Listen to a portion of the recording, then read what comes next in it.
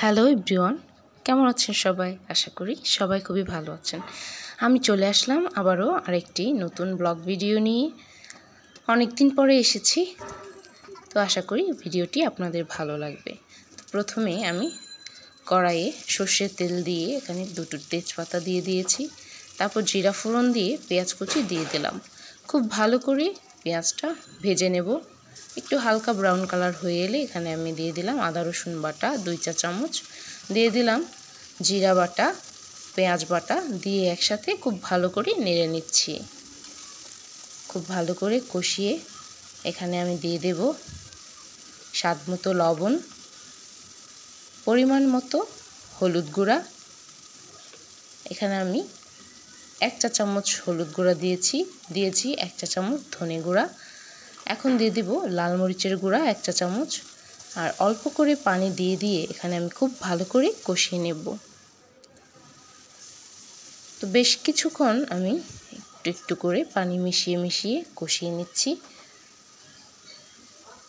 এই পর্যায়ে মশলা খুব ভালো করে কষানো হয়ে গেছে। আরও কিছুক্ষণ মশলাটা কষিয়ে আমি এখানে মাছগুলো দিয়ে দেব। মাছগুলো আমি আগে থেকেই ধুয়ে পরিষ্কার করে রেখেছিলাম, এখন দিয়ে দিচ্ছি। মাছ দেওয়া শেষ হলে খুব ভালো করে নেড়ে উল্টে পাল্টে নেড়ে মশলার সঙ্গে মাছগুলো মিশিয়ে নেব। খুব ভালো করে কষিয়ে নিতে হবে, মাছগুলো যেন কাঁচা না থাকে। আর যেহেতু কাঁচা মাছ রান্না করছি সেহেতু একটু সাবধানেই রান্না করতে হবে যেন কাঁচা গন্ধটা না থাকে। সেজন্য মশলার সঙ্গে একদম ভাজা ভাজা করে কষিয়ে নিতে হবে।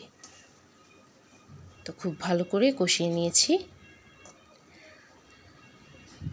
জিরা বাটা দিয়ে রান্না করলে যে কোনো তরকারি অসাধারণ মজা হয় আর একটা সুন্দর ফ্লেভার বের হয়। তো সেরকমই একটা সুন্দর সুঘ্রাণ বের হচ্ছে। এ পর্যায়ে মশলা কষানো হয়ে গেছে, মাছও সিদ্ধ হয়ে গেছে। এখন আমি সামান্য পরিমাণে ঝোল দিয়ে দেব।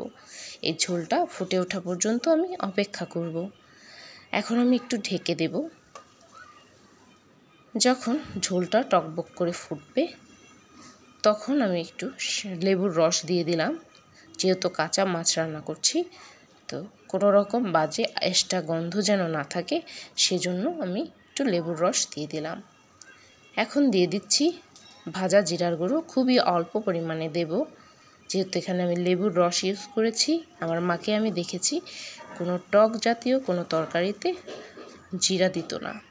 আর যেহেতু আমি এখানে জিরা ফোড়ন দিয়েছি, জিরা বাটা দিয়েছি, সেহেতু ভাজা জিরা না দিলেও চলবে। তো এই তো রেডি হয়ে গেল আমার বাঁচা মাছের ঝাল। ধন্যবাদ সবাইকে।